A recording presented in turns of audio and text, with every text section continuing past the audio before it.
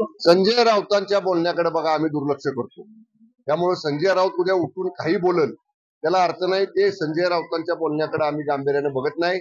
हे मंत्रिमंडळ माननीय मुख्यमंत्री एकनाथजी शिंदे साहेबांच्या नेतृत्वाखाली 24/7 राज्याच्या विकासाकडे लक्ष देऊन काम करत आहे. त्यामुळे अशा नाहक बिनबोडाचे आरोप करणाऱ्यांकडे आम्ही लक्ष देत नाही.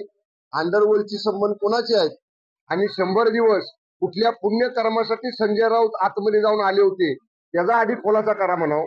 संजय राऊतांनी एक लक्षात ठेवावं, ते जामिनावर बाहेर आहेत. त्या गुन्ह्यातनं त्यांची अजून निर्दोष मुक्तता झालेली नाही.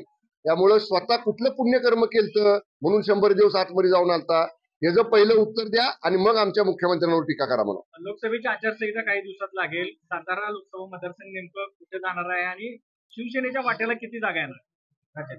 महायुती महाराष्ट्रामध्ये जी आहे माननीय शिंदे साहेबांच्या, फडणवीस साहेबांच्या आणि माननीय अजितदादांच्या नेतृत्वाखालची हे 3 नेते एकत्र बसतील आणि जागा वाटपाचा निर्णय घेतील. शिवसेनेनं सर्व अधिकार शिंदे साहेबांना दिलेले आहेत.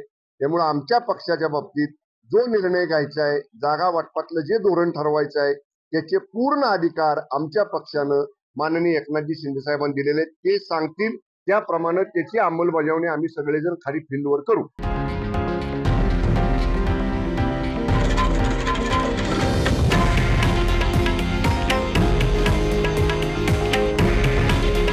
हे आहे देशातील नंबर 1 न्यूज नेटवर्क आणि आपण पाहत आहात TV9 मराठी. काळजी तुमची, हित महाराष्ट्राचं.